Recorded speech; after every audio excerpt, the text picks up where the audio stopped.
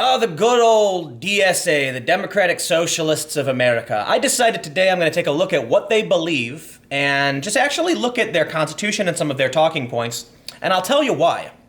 The other day I was talking to a friend of mine who is, I don't want to say far left, but probably aligns far left just because of the rhetoric in the political mainstream.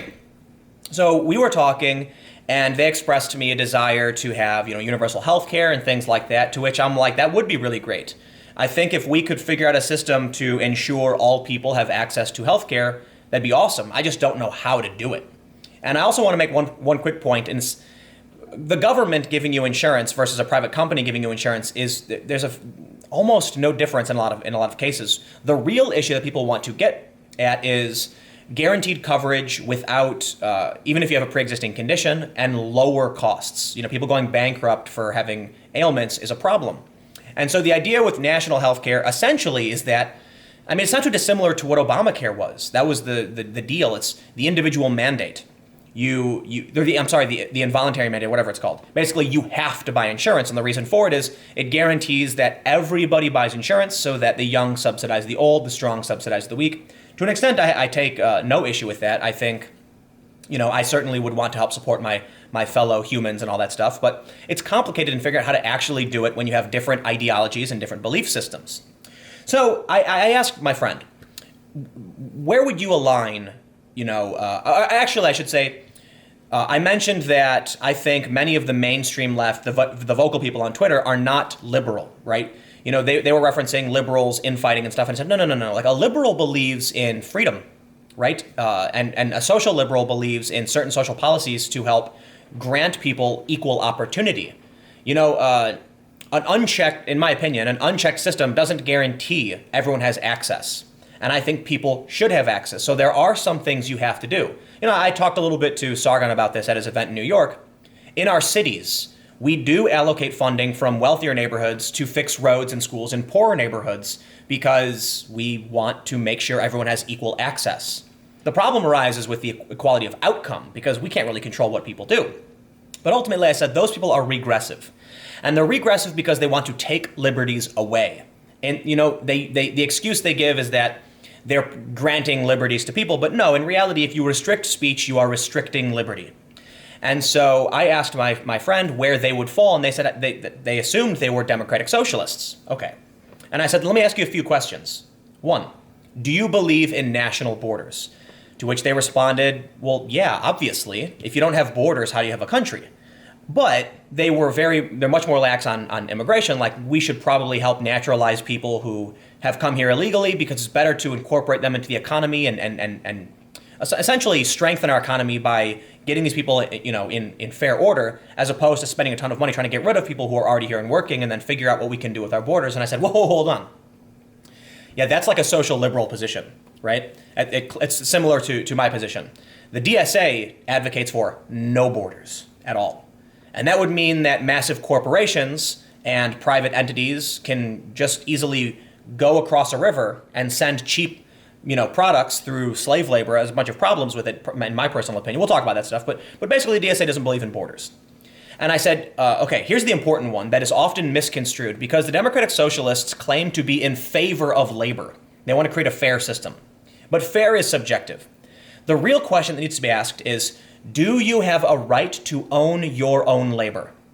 Answer that question. If you're a Democratic Socialist or not, this is the question. Do you, as an individual, have a right to own the fruits of your labor? Yes or no? Okay, Democratic Socialists believe the answer is no to that question. Now, what's interesting is I've seen a lot of Democratic Socialists say that the answer is yes, but if that were true, the state or the community would have no right to take anything from you at any point.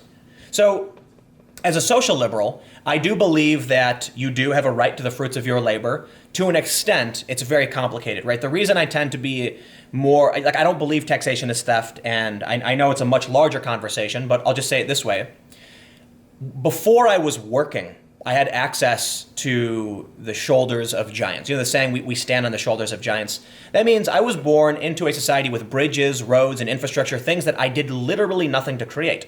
The people before me did.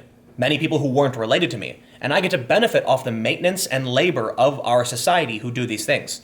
Sure, you can argue that private entities could do that, but Ultimately it's a much larger conversation, but for me, it's basically that before I started paying taxes, I was given access to this beautiful world, this wonderful technology, the streets, the roads, the infrastructure. And I'm not going to get into the argument about, people building and all this stuff, but essentially, when I cross that bridge, I am causing damage to it. And over time, with enough people crossing it, there's wear and tear. It has to be maintained. Well, who will maintain it? It's possible a private company would charge you to cross that bridge, and as a child, my parents would have to give me money to pay that toll. Sure, that's an argument, but essentially, I like the idea of a balance between public and private, and us pitching in versus otherwise. But according to the Democratic Socialists, they believe that the means of production should be controlled by the workers. All right. Ultimately, what that means is, under socialism, even democratic socialism, let me clarify as well. The DSA says no profit. Okay. Profit is the excess of your labor. So, but not even necessarily the excess. Profit is what you've earned from doing your work, what you've earned, and you have a right to control. So under capitalism, we do see a few people exploit the system. It kind of sucks. But for the most part, if I build a birdhouse and the materials cost me $10 and I sell that birdhouse for $20, that $10 is profit, and that is the fruit of my labor. If I only receive $10, I would break even, and that means all I can do is make another birdhouse. It means I can't actually buy food on top of another birdhouse. So profit is you earning fruits from your labor. Socialism would argue that profit and private profit are not, or I should say private profit, is not acceptable and should be distributed amongst the community, which means you as an individual have no right to your labor. Right now under capitalism, you choose to sell your labor. You go to McDonald's, Lowe's, you go to a movie theater, wherever you work, and you say, I'm willing to give you my labor in exchange for this value. And money is just a representation of value. Now, it's true that under capitalism, people exploit these things and become extremely wealthy by doing literally nothing, and that sucks. But ultimately, when we look at socialism as it's been tried across the world, it's failed. Scandinavia is not socialist. They are capitalists with a welfare state. Their words, not mine. They've actually criticized Bernie Sanders for calling them socialist. They are not. They sell, Sweden, for instance, is one of the largest exporters of weapons per capita. And they can use those profits to fund welfare programs for their citizenry. So anyway, before I prattle on about socialism any longer, it's been several minutes, let's actually look at the DSA website because there's a few things I want to go over. Namely, this wonderful video called Thanks Capitalism. First, how about we watch Thanks Capitalism? And then I will critique it. Capitalism. It's what gives us 200 kinds of cars, 4 million kinds of apps, and 57 kinds of Hemsworths. But what is it exactly? Capitalism is a man-made economic system based on profit. It takes wealth and resources away from the public and puts it in the hands of private capitalists. A few become enormously wealthy on the backs of the many. All right, let's stop right here. They said they take private property, they take resources and give it to private capitalists. That means you, all right? A few become wealthy. That's the important factor here. That essentially you can take resources and, as a private capitalist in this country, profit off of your work and your labor. Well, let's continue. This consolidated control of profit and political power leads to extreme inequality. Now, what's interesting is they said consolidated profit and political power. Well, that's, in a sense, could be unchecked. There's a few systems that lead to that. Totally unchecked capitalism will lead to the monopolization of power, which is bad, especially when you realize these massive corporations that are worth tens of hundreds of billions of dollars, whatever, are authoritarian in structure, meaning they have a hierarchy that's just they can do whatever they want. But to assume that capitalism, like they're doing the same fallacy that I think capitalists do to socialists. They're saying capitalism breeds corruption and cronies and look at, they're showing a bunch of cops, and like lights. Okay, yeah, but that's the bad stuff. All political systems have bad stuff. It just so happens that when individuals have a right to the fruits of their labor, they tend to be freer and thus can compete with these systems. I get really annoyed by this idea that there's some kind of like elite ruling class because, the example I use is Shane Smith. He was a gutter punk in Montreal who moved to the U.S. and became a multi-millionaire. What is he? He's a billionaire. He's literally a billionaire. If a gutter punk from Montreal can become a millionaire media mogul, then capitalism, upward mobility is a good thing. So one thing I want to point out too with the no true socialism argument is that when socialists say communism and socialism have never actually been tried, they're actually correct. And a lot of people, they criticize them for this, but no, the reality is it's probably just impossible to actually implement true socialism. Communism is like a utopia where there's no class and people are just free and everything's shared.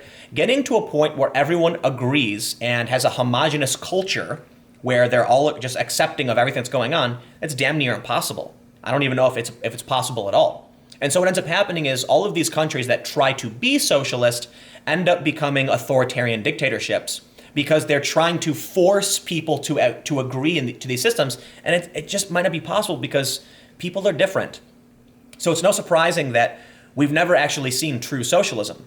But in every instance, I believe, I could be wrong, but I believe in every instance, maybe nearly every instance, socialism has devolved into some kind of murderous dictatorship because you have to get rid of the undesirables. So it is fair to say that socialism has never been achieved, but I think at this point it's like, how many times are you going to keep trying and failing? So we'll finish this video and then I'll pull up their constitution from the DSA. These factors all make capitalism profoundly alienating, which is why everyone and everything seems so distant, so hopeless, so odd. Thanks, capitalism.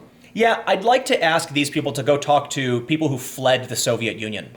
There's something really interesting about this argument, and it's that we have refugees who fled Eastern Europe. They risked their lives trying to escape, East Germany. They came to the United States.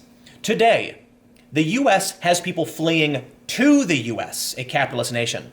And the Soviet Union had people fleeing from communism. It's interesting how that happens. It's interesting how we very rarely, if at all, ever see a South Korean flee to North Korea. Why is that? Maybe it's because at its core, capitalism is not alienating. I mean, in some aspects, maybe it is. But certainly something happens within these communist and socialist nations where people flee like crazy. In Venezuela right now, people are fleeing to Colombia because there's no food. I don't see people, there are people who do flee the US for various reasons, but for the most part, people are coming to the US because capitalism lifts people out of poverty. Now, again, there are problems with capitalism. That's why I'm not a total laissez-faire free market capitalist. I do believe there should be some regulation. But let's finish off this video. There we go. There's another way. Democratic socialism. I know, you probably think democratic socialism is for strong men with elaborate mustaches and French college students. It is. Because democratic socialism is for everyone. Democratic socialism fights inequality by giving power back to the workers through unions and true representation. It overcomes alienation and inequality by strengthening civil rights and building solidarity among the many. No system is perfect, but the one we live in now is needlessly cruel and unfair, and millions want something new, something better. Help build that something through the Democratic Socialists of America. New members joining every day. All right, can I just say that unions exist under capitalism? We literally have them right now, and you don't need a socialist system to enforce unions. They say that it's needlessly cruel and unfair, maybe in some instances, but the state mandating that your labor is to be distributed amongst other people and you have no right to control what you produce is ridiculously cruel and unfair. So let's look at this. Is really funny. They got Bernie Sanders here and it says socialist strategy in the age of political revolution. Bernie Sanders has said that he's a socialist, I believe. I could be wrong, but he's not. He's a social democrat. He's a little to the left of me. And that means, like Scandinavia, these people are advocating for a capitalist system where private individuals can make the money they want, but a portion goes to a welfare program to varying degrees. Socialism, like democratic socialism, wants to abolish profit. Period. Don't take my word for it. We got the Constitution right here. Let's see. Here's their Article 2. We are socialists because we reject an economic order based on private profit. That means, as a private individual, you cannot control the fruits of your labor. And I think if people understood that, they really would reject democratic socialism. Democratic socialism is a subset of socialism. There is authoritarian socialism. Democratic socialism moves away from that, but as a socialist system, it is inherently going to be authoritative, meaning within this system, you cannot disagree. Even right now in the US, we have authoritative rules. You can't just decide not to pay taxes. The government will come and they will lock you in a cage. And if you try and fight back, they will kill you. It happens in certain circumstances. And there's a lot of people who disagree with that. So they say, so this is interesting. They reject an economic order based on private profit, alienated labor. I don't know what that means. Gross inequalities of wealth and power, right? That's a problem, but socialism exacerbates that by giving the wealth and power to an elite few. It creates a monopoly rapidly. Capitalism slowly forms monopolies, and we have antitrust laws to break those monopolies up. They need to be enforced. Under socialism, you say, okay, we're going to get rid of all competition and monopolize instantly under the state. And an unchecked monopoly is awful. Democratic socialism. Look, if someone could figure out how to get to a point where you'd get everyone to just mindlessly agree on everything, sure, socialism would probably work. But it's not going to happen because different people have different values. And in a multicultural society, some people want some things and other people want other things, and we have to figure out how to reconcile that. But you can't homogenize. It just won't work. So they go on, discrimination based on race, sex, sexual orientation, gender expression, disability, status, age, religion, yada, yada, yada. So here's another issue. If the Democratic Socialists came into power, what would they do with the people who held these views? Why, I'd have to imagine they would get rid of them for being undesirable. No, of course, it's democratic socialism. Would that mean that half the population would have to vote to excise the other half of the population? I don't know how socialists would deal with an issue like that. Under capitalism, we don't have, it's an economic system. Socialism is as well, but socialism does have to incorporate certain politics. And under democratic socialism, they do start playing identity politics, so they're inherently identitarian. They say, we are socialists because we share a vision of a humane social order based on popular control of resources and production. Popular control, meaning the individual cannot control the fruits of their labor. Tell that to a young person. Hey, when you go to work, that money you make, we take it from you. And I'm not being hyperbolic. I think there's a lot of people who are democratic socialists who don't actually work. And I'm not trying to be a dick. It seems to me that most people I meet who are democratic socialists are middle to upper middle class white college graduates, not laborers, not plumbers, not tradesmen, not carpenters. It's funny because middle American trades workers seem to be more in line with like Trump. Something weird about that, huh? So they say, I'm going to skip over this. We are socialists because we are developing a concrete strategy for achieving that vision. We believe that such a strategy must acknowledge the class structure of American society and that it is a class, and this class structure means that there is a basic conflict of interest between those sectors with enormous economic power and the vast majority of the population. Members. So membership shall be open to every person who subscribes to the principles of the organization. All right, well, every applicant for membership shall sign an application. I think for the most part, let's see. So I think I've gotten to the core of, their purpose. Although it is rather vague, you can also see that they have feminism included in here. So let's talk about their politics. While I certainly am a fan of civil rights, social justice, and a lot of these issues, I'm not okay with forcing people to do what you want them to do because I don't want anyone to force me to do something.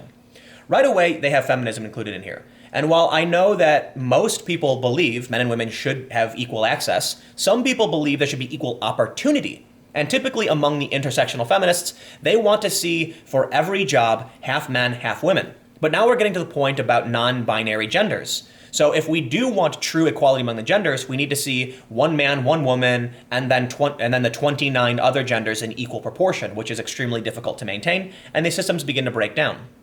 If this form of government was going to tell everyone else that what you produced was controlled by the population, it was under popular control. Again, meaning you don't get to control the fruits of your labor. And they use it for political means that you don't agree with, a lot of people would be upset by that.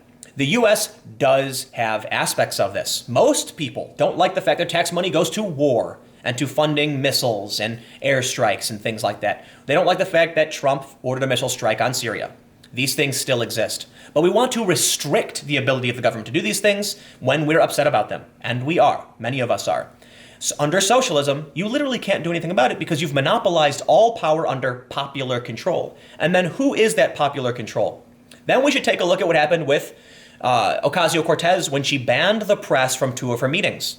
It is typical among the left, the far left, I should say, to ban the press. Antifa attacks journalists. They say this is a safe space, no journalists allowed. We saw the professor at Mizzou University screaming, can I get some muscle to throw the journalists out?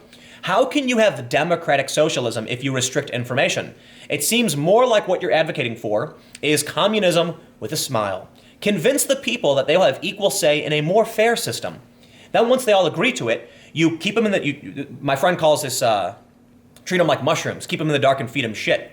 That way, they have no idea what's going on. And of course, they're going to vote for the party. Of course, they're going to vote for those who are supporting them because they don't know better, because you've restricted access to the press. Capitalism isn't perfect, by no means. But an individual having a right to control what they produce is amazing.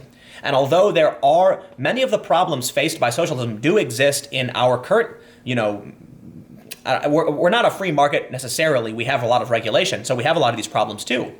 But a balance is better than the extremes. I don't agree with extreme, anarcho-capitalism, and I don't believe with, socialism, because those are extreme, and they both lead to their own kind of total fuck-up. Anyway, this has been just another rant on socialism, and why, as a social liberal, I do believe in social policy, regulation, but we have to have the ability for the private individual to own what they produce, not the state, because monopolizing power is bad. Anyway, welcome to a 20-minute rant. I'm going to put up the next video in just a few minutes, and maybe about 10 or so minutes, because this one ran long, but stick around, I'll have one more up soon.